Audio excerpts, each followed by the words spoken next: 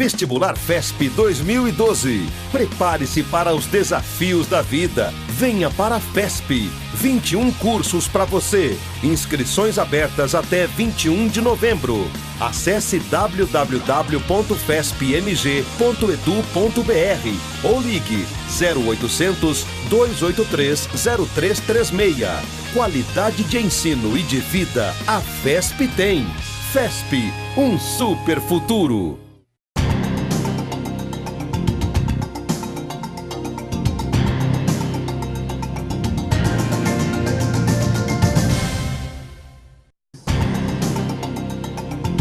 Olá, começa agora o programa FESP em Ação, a Fundação de Ensino Superior de Passos a serviço da comunidade. No programa de hoje, a doença mal de Alzheimer. Você vai saber um pouquinho mais sobre ela e conhecer um projeto realizado pela FESP, que procura atender e orientar pacientes. O mal de Alzheimer é uma doença degenerativa. Foi comentada pela primeira vez pelo psiquiatra alemão Louis Alzheimer. Atualmente, a doença é incurável, mas tem tratamento. O projeto surgiu pela iniciativa da professora dos cursos de Educação Física e Nutrição, Liliane Figueiredo. Esse projeto surgiu de uma proposta que eu recebi de um neurologista na cidade de Ribeirão Preto, porque eu tenho dupla formação, em Educação Física e Nutrição, e ele não tinha na equipe dele nenhum profissional de nenhuma dessas duas formações. Então ele me convidou para participar da equipe dele de pesquisa e de acompanhamento dos pacientes, e foi o meu primeiro contato com a doença de Alzheimer, onde eu comecei a estudar mais a fundo a respeito dessa patologia. Realizado pela Faculdade de Educação Física da FESP, o projeto busca acompanhar e orientar os pacientes e também os cuidadores e familiares das pessoas diagnosticadas com o mal de Alzheimer. Conheci melhor a respeito da doença de Alzheimer, eu acabei direcionando um assunto que eu achei que eu pudesse contribuir, e eu dei início às minhas atividades, meu estudo de doutorado, e achei que fosse interessante trazer esse projeto para Passos, por meio de extensão universitária, e por conta dessa extensão universitária a gente tem alguns alunos que já participaram no ano passado, e esse ano eu tenho uma aluna fazendo sua iniciação científica, assim como os do ano passado. Para a triagem dos atendimentos, é feito um levantamento nos PSFs da cidade de Passos sobre os casos registrados da doença. A primeira etapa, a gente fez um contato com os PSFs, solicitando que eles dessem uma listagem dos pacientes que tinham diagnóstico da doença de Alzheimer e o endereço desses pacientes. Aí os estagiários, os bolsistas entram em contato com a família, com o cuidador principal desse paciente, e convidando para uma reunião inicial para a gente apresentar o projeto, os objetivos do projeto. Aí depois que a gente passa por essa reunião com os familiares, a gente encaminha esse paciente para um neurologista para fazer uma avaliação mais acurada e para saber qual que é o estagiamento que esse paciente está em relação à demência. Esse estagiamento para a gente é importante só para a gente depois poder comparar nos diferentes estágios da demência quais são as características do paciente em relação aos distúrbios nutricionais, tanto os distúrbios alimentares como do estado nutricional desse paciente mesmo. São realizados na sala de atendimento vários testes com os pacientes e também orientações para os cuidadores e familiares.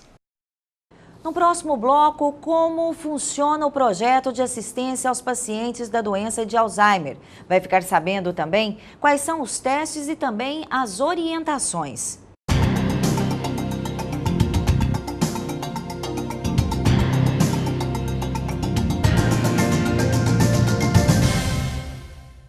Vestibular FESP 2012. Prepare-se para os desafios da vida. Venha para a FESP. 21 cursos para você. Inscrições abertas até 21 de novembro. Acesse www.fespmg.edu.br ou ligue 0800 283 0336. Qualidade de ensino e de vida a FESP tem. FESP, um super futuro. Experimente Sabor de Passos 2011. Faça essa viagem de sabores. Divulgue, participe e vote. E o show de sabores continua. A moda antiga. Tila Gula, a moda antiga. Tilápia sem espinho temperada com bacon e alho torrado. Uma delícia que tem o toque especial de um molho misterioso. Avalanches. Filé o sabor do Ava. Filé mignon, bacon, tomate, pimentão, cenoura, repolho e palmito. Um molho diferenciado para coroar o jeitinho Ava de servir.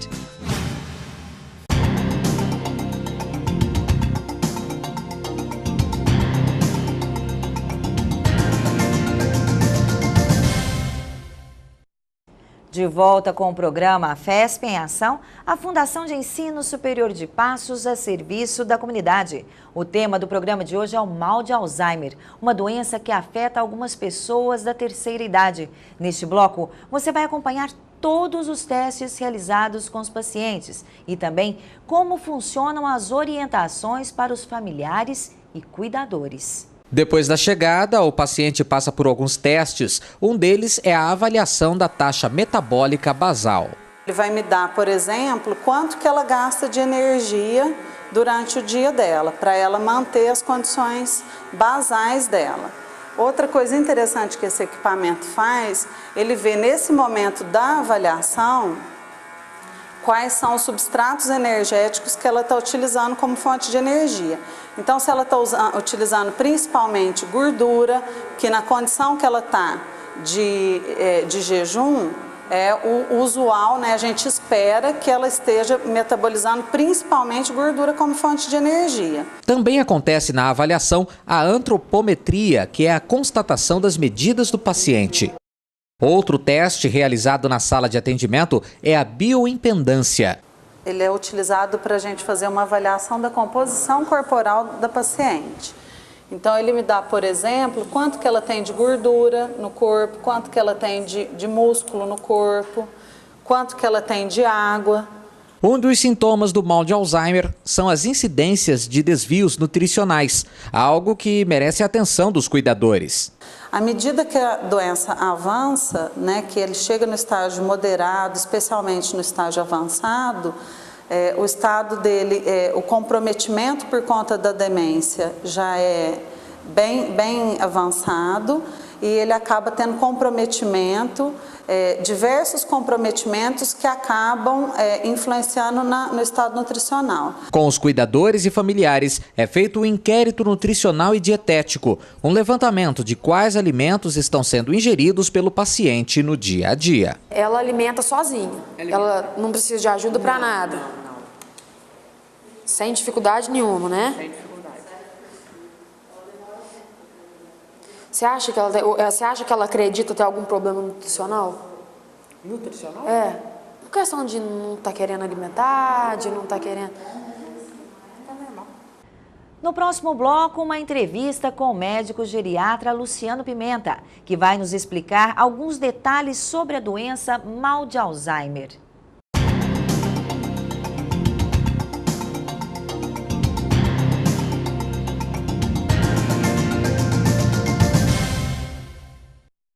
Vestibular FESP 2012. Prepare-se para os desafios da vida. Venha para a FESP. 21 cursos para você. Inscrições abertas até 21 de novembro. Acesse www.fespmg.edu.br ou ligue 0800 283 0336. Qualidade de ensino e de vida a FESP tem. FESP, um super futuro. Experimente Sabor de Passos 2011. Faça essa viagem de sabores. Divulgue, participe e vote. E o show de sabores continua. Bar do Vanderly, Caipilombo. Lombo recheado, farofa de bacon e molho secreto do Vanderly. Todo mundo comenta, todo mundo experimenta. Santo Sabor. Feijoperu do Santo. Pescoço de peru, bolinho de feijoada recheado e molho picante. Exótico, inusitado. Deixe-se levar por essa delícia.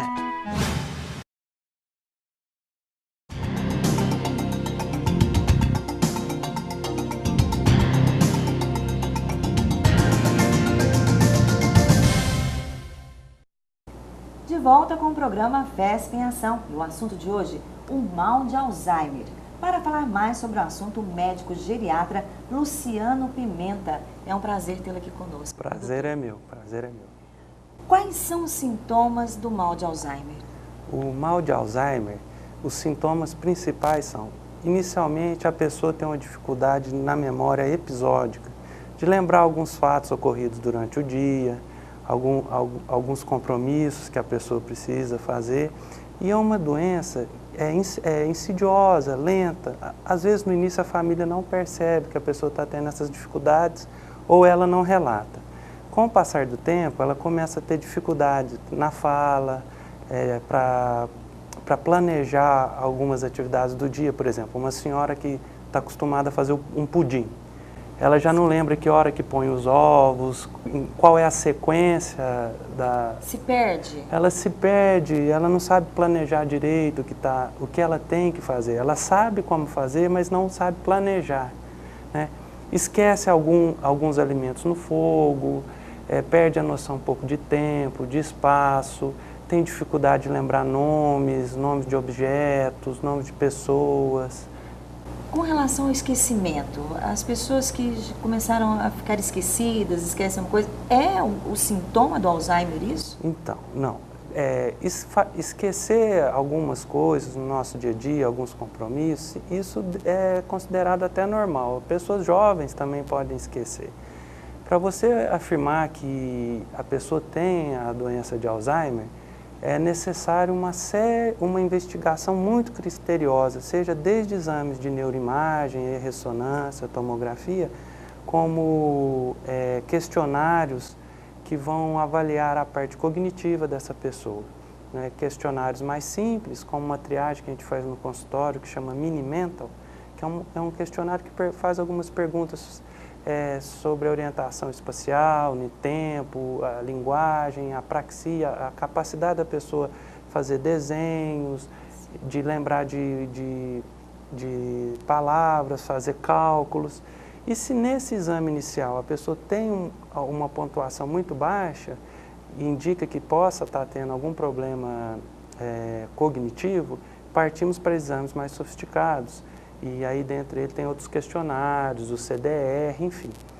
E com isso, a gente tem uma suspeita que a pessoa possa ter um problema cognitivo. Até então, a gente não sabe se é Alzheimer. Qual é a causa? Qual é a causa desse problema?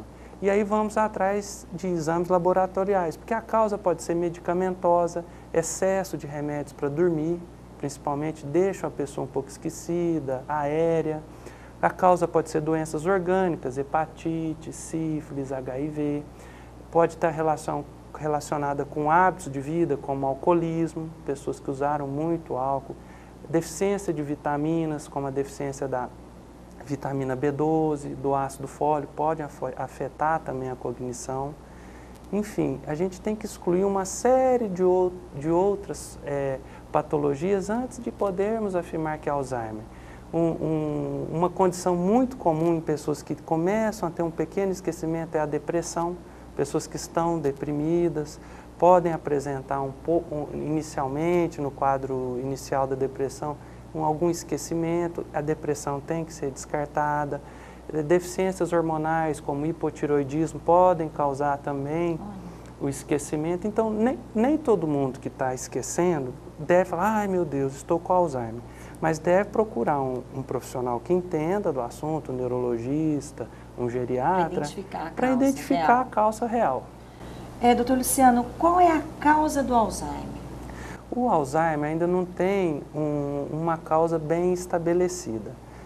O que se sabe é que na anatomia patológica, no tecido cerebral, há um acúmulo de uma substância que se chama substância amiloide, que é uma proteína que, no caso das pessoas com Alzheimer, ela começa a acumular em excesso nos neurônios, no tecido cerebral, determinando a morte precoce dessas células. E com isso o raciocínio começa a ser afetado, a sinapse entre os neurônios começa a ocorrer de forma mais lenta, o número de neurônios funcionantes diminui. Então a gente tem uma relação com o depósito dessa substância amiloide, mas o Alzheimer, os estudos têm mostrado que é uma doença multifatorial, né? Talvez no futuro a gente venha a descobrir que ele está relacionado com os hábitos alimentares, com os níveis pressóricos elevados, diabetes, colesterol elevado, que não seja uma doença de um fator só. Só, único, né? Único.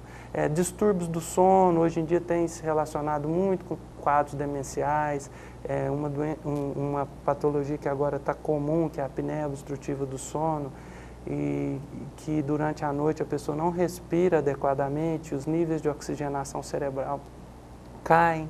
Então, podem estar determinando... Pode ser um fator que ajude. Que ajude a doença. Ela é multifatorial.